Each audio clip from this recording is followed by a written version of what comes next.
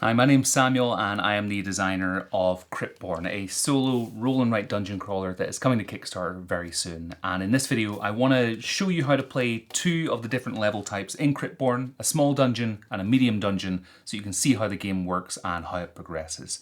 Now, this game was made to be portable. You're going to be playing through a Wiro book, and all you need to play is a pen, and a d6 or a couple of d6 of your choice. Levels take about 15 minutes to play at the small dungeon level, and then we're up to about 30 minutes at the larger dungeons if you survive long enough. Now, this right here, as you can expect, is a very early draft prototype, and so it's not final or indicative of final quality, but some of the art elements are what you will see in the final game. We're just still iterating and logging in some of the UI and graphic design. But with that said, you are the Cryptborn. You've been dead and buried in the bowels of the crypt for a very long time when all of a sudden a magical force awakens you from your slumber and says, Cryptborn, the castle is filled with monsters led by an evil necromancer, and if you go through the castle and kill them all and purge them, I'll let you go back to being dead. And you agree, of course. And so the first level of Cryptborn, you're going to be facing off against Alaric, the fallen king in the ancestral burial chamber. And right in front of you, this is pretty much how the game is presented to you. You'll have all of your enemy info on one side, and then the grid for you to design your dungeon on the other. Each run in Cryptborn is pretty much entirely unique, both in how we draw and design it, and equally what spawns inside it as well. Each dungeon, though, is made up of the same key core components. We'll have a starting room, we'll have hallways, a middle room, and an end room. And so first of all, anywhere on the grid here, I'm just going to pick a random square. I'm going to put an S inside it. That is my starting room. Now between my starting room and my middle room, there's a hallway. In order to find out how long it is, I'm going to roll a d6. Oh, that rolled off the page there. It's going to be 2 squares long, a nice short hallway. So I'm going to draw 2 squares attached to my starting room, and then add a little room at the end with an M inside it. That's my middle room. Now between my middle room and the end room, there's a hallway. We're going to roll a d6, and it's going to be 3 squares long. And so again, I'm going to draw a little 3 square hallway, add a room to the end of it, put a B inside, and that's going to be the boss room where Alaric is waiting for us. Now that we've drawn and designed our dungeon, we're going to populate it with encounters. And to do that, we're going to roll a d6 for every hallway tile, and then we're going to roll a d6 for our middle room to see what encounters will spawn there. Now in a small dungeon, we have a very small chance of encountering combat. When we roll our d6 for our hallway tiles, 1 or 2 will be combat, 3 will be loot. Basically that's a chance for us to get a nice piece of loot like a strength potion or ration to help us in our journey. On 4 or 5 it'll just be an empty hallway tile, and on 6 we're going to find some gold. So let's roll for each hallway tile. The first one is going to be 4, there's nothing there. 3 is loot, so I'm going to very awfully draw a little treasure chest. That looks awful. Then for our next hallway tile, it's more loot. I'll just draw a box this time. I think that's a little bit better. And then combat, we'll put a little sword in. And then finally, treasure. So we'll draw some coins. And then for our middle room, we're going to roll to see what spawns in there as well. It uses a slightly different encounter table. And we rolled a 3, so there's going to be some more loot in there for us. All in all, a pretty easy, bountiful level for us to get through to the boss relatively unscathed. So now that we've drawn it and populated it, we're now going to run it and see if we can survive. So first, we encounter nothing. Then we've got some loot, so we're going to roll a d6, and we find a ration. A ration can be ate or consumed at any time to recover 1 health point. Then we have some more loot, which is a strength potion. A strength potion can be consumed at any time, and our next 3 rolls are going to have a +1 to them. Then we have some more loot, which is another ration, and then we have combat. In order to find out what we are fighting whenever we encounter a combat tile, you'll see over here we have 6 enemies, minor enemies, in a dungeon. And so we're going to roll a d6 and see what we face. We're going to fight against a grave robber, which was what I was hoping we wouldn't come across. So all the information you need to know in order to carry out combat is always right in front of you. As the Cryptborn, we have 12 hit points and we deal 1 point of damage as standard.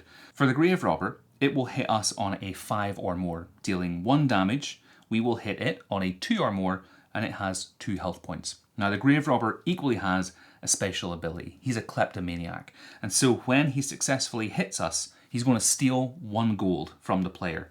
If we have no gold, he's going to steal an item. If we have no items or gold, he's going to deal 2 damage instead of 1. Now, thankfully, we do have some items on us, so even if he does hit us, we have something to give him. So the way that combat is going to work is that you take it in turns rolling for you and then the enemy. Sometimes if you have 2 different looking dice, what I like to do is have 1 dice for me, 1 dice for them, and roll both simultaneously.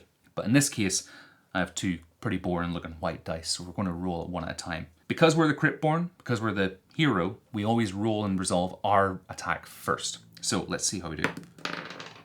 That's a 4, we hit, he's down to 1 health point. The Grave Robber rolls a 2, he misses. Then it comes back to us, we roll a 6, and the Grave Robber dies. That combat is resolved, we won, we move on to our treasure, which is just 1d6 gold. We get 1 gold coin, and then we're on to our boss. Now, boss combat works pretty much exactly the same way as normal combat, except with the bosses, they're usually a little bit tougher, a little bit harder to kill. They've usually got some additional abilities that make them a little bit more of a challenge. Now, for Alaric, he has 5 health points. We will hit him on a 3-up, he will hit us on a 4-up, but if Alaric rolls a 6, he's going to deal 2 damage instead of 1. So let's see how we do. We're still at full health, which is pretty good. And at this point, I'm going to drink my strength potion, which is going to give me a +1 to my next 3 rolls. That was still awful. I rolled a 1 with the strength potion, that's a 2. We still miss. Alaric also misses. So we have another charge of our strength potion. We roll a 2. With our strength potion, that makes that a 3. So we actually do hit him. So Alaric's down to 4 health. Alaric hit us. We are now down to 11 hit points. This is our final charge of our strength potion. It's a 4. We hit him. He's down to 3. Alaric hits us. We are down to 10. We hit. Alaric's down to 2 health points. Almost there. Alaric hits us.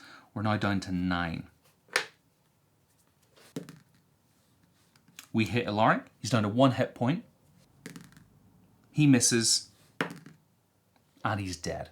So at this point, we have now defeated Alaric. This dungeon has been cleared. In Cryptborn, the goal isn't always necessarily to kill the boss, although we are incentivized to do so, because whenever we kill a unique boss, we get a unique piece of loot. And for Alaric here, we get his longsword, which enables us to do 2 damage as standard instead of 1. Now, before we go into the next dungeon, I'm going to eat my ration, get myself back up to 10 health points, because if you play Cryptborn the way that it was meant to be played, your health points don't regenerate at the end of the level. And we also believe in permadeath. So whatever you have when you finish the level is what you go into the next one with. At the same time, I know what it's like if you have kids or a busy life, you just want to sit down and play a game and not have all those extra rolls. It's totally okay if you don't play the permadeath rolls at home. But we're up to 10 health points. We've still got a little bit of gold left in our pockets. Let's go into a medium dungeon now and see how that differs. So now we're playing through a medium dungeon where the boss is the Master of Agony. Again, a medium dungeon is made up of the same components that a small dungeon is. A starting room, a middle room, an end room, and some hallways. And so again, I'm going to pick a square up here to be my starting room. But where it differs between a small dungeon is that in a small dungeon it was very linear. And small dungeons are linear so that you can learn how to play the game. But in a medium dungeon it begins to sprawl. And so instead of one hallway going to one middle room, we have 2 hallways that go out of the starting room. So we're going to roll for both of them. And somehow they're both 3 squares long. So here's my first hallway. We're just going to send it straight down this way and be slightly boring about it. But our hallways can go orthogonally. They just can't go diagonally. So they're both 3 squares long. We're going to add our middle rooms at the end. And that's where we're going to finish designing our dungeon to begin with. Because in medium and large dungeons, because they sprawl, there's much more choice about where we can go. Having 2 middle rooms means that there's going to be 2 end rooms. And in medium and large dungeons, it's not guaranteed where the boss is going to be. So we may choose to go down this path because it's easier, but when we go down it and find our way to the end room, we might find that the boss isn't there. We have to backtrack and make the more risky move of fighting through more hallway tiles, more middle rooms, more chances for combat, and a higher chance of us dying. And so we're going to populate this with encounters. We're going to choose this stream of hallways first. And so we have loot. So we're going to put our little box. And then we have nothing. And then one final one. We're going to get combat. And then we're going to do these three here. That's a really awful sword. It just looks like an X. Oh my goodness. Okay, so we have combat, combat, and combat. And then we're going to populate these middle rooms. And in a medium dungeon, it's a slightly different spawn table than you would get in a small dungeon to give us some different boons, shall we say. In a medium and large dungeon, you may have the chance of coming across a dungeon trader, someone who thought this would be a really good place to open a pop-up shop. And that's where you can cash in your gold to buy rations and items that are going to help you survive in these much harsher dungeon environments. And so we're going to spawn this one first. Unfortunately for us, it's combat. And in this one, it is a dungeon trader.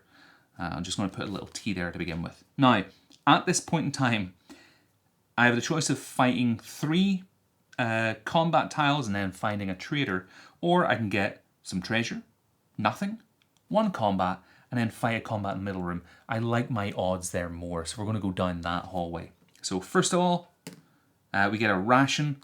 Remember, we were at 10 health points. I'm going to eat that immediately and go back to 11. We get nothing. Now we're going to fight some combat. Let's see who we fight against. It's a brute, who is a real brute of an enemy to fight against. So with the brute, it will hit us on a 4. It deals 2 damage. We hit it on a 3 and it is 4 health points. But remember, with our longsword that we got from Alaric, we're going to deal 2 hit points, 2 damage every time. And with the brute, on a successful hit, the brute applies a -1 penalty to our next attack roll. So we don't want it to hit us. So let's see how we do. That is a hit. So it's now down to 2 health points. Does it hit us? It does. So we're now down to 9 hit points, and we get a -1 penalty to our next attack roll. So that's fine. We rolled a 5 with the -1. It would have been a 4. We still hit it. The brute is dead. And then we get into our middle room. Let's see what we fight. We're going to be fighting a sadistic jailer. So it will hit us on a 5 up. It deals 3 damage. We hit it on a 3 up. It has 2 health. We just need to hit it once. Easy, right? It also has Chains of Despair. So if the jailer hits us, it forces us to lose their next turn on a d6 roll of 1 to 3. So first off, let's see if we can hit it. We do. It's dead. Easy peasy. So now that we've got to the middle room, we're going to keep populating this strand. And so we're going to see how long the hallway is to the boss room. Oh, beautiful. It's only 2 squares long. I'll put an E in there for our end room. And now we're going to populate this to see if we've chosen the right path. So you've got a 6, which is treasure. There's some coins there. And then we have some combat. Now, most importantly, let's see what's in this end room. Luckily enough, we've spawned the boss. So our Master of Agony is going to be down the path that we've chose, which is quite nice because we're going to need as much health as we can to get past this guy. So first of all, we're going to see how much gold we have. 6 gold coins. Beautiful. We're going to fight a round of combat. Let's see who we're fighting against. It's another brute. But I think we should be fine. So on our first attack roll, we roll a 2. That's a miss. What does he do? He rolls a 5. Wonderful. We are now down to 7 hit points, and we have a -1 penalty to our next attack roll. We've rolled a 2. Wouldn't have made any difference anyway. It rolls a 6. Okay, so it does 2 more damage. We're down to 5 hit points. This is not good. We roll a 6. With its -1, it would have been a 5. It's down to 2 health. We might recover. The brute rolls a 1. He misses. Wonderful. Let's see if we can finish him off. A roll of a 6. Of course we do. He's done.